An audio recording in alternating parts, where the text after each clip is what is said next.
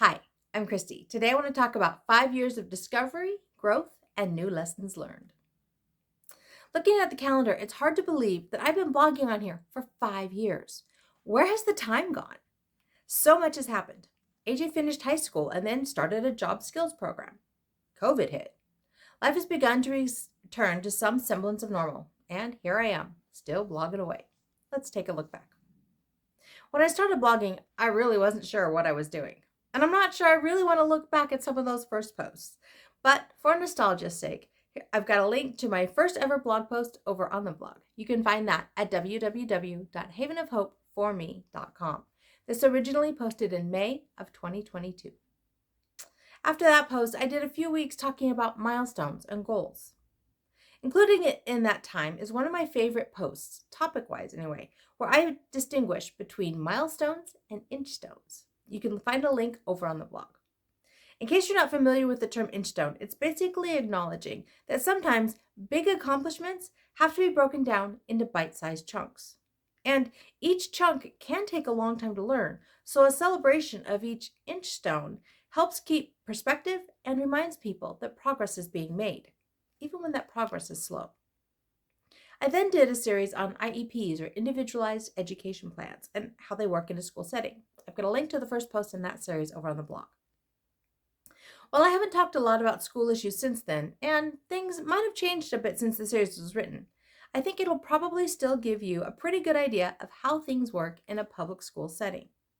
Yes, there are variations from area to area, but hopefully it will still give you an idea of what to expect.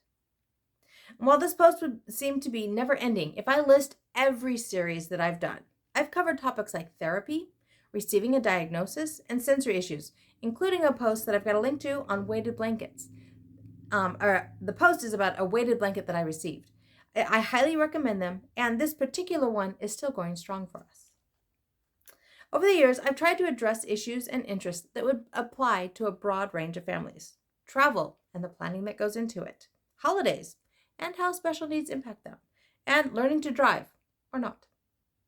I've also sprinkled in tidbits from our lives, including a series going through the highlights of AJ's senior year.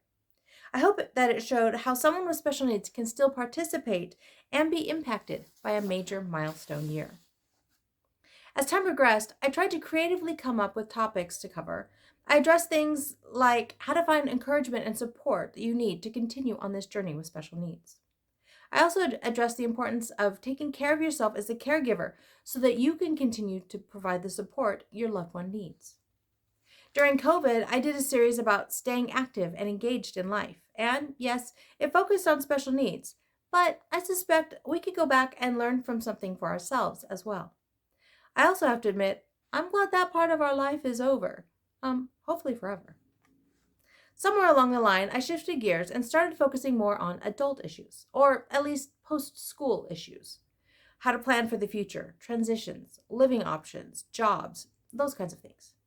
Admittedly, a lot of it is that was where those were the issues that I had to work through for AJ, and so that's where my focus was.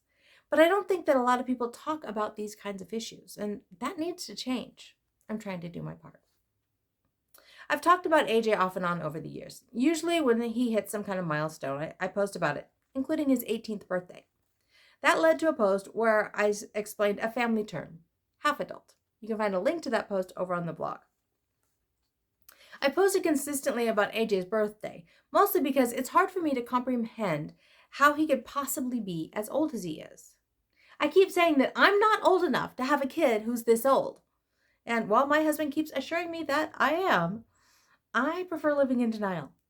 But I'm also incredibly proud of him and all the hard work that he's done to become the mature, responsible young man he is today. And I can't wait to see what the future holds for him. Probably the series that I'm most proud of is my Paralyzed No More series. I've got a link to the first post in that series on the blog.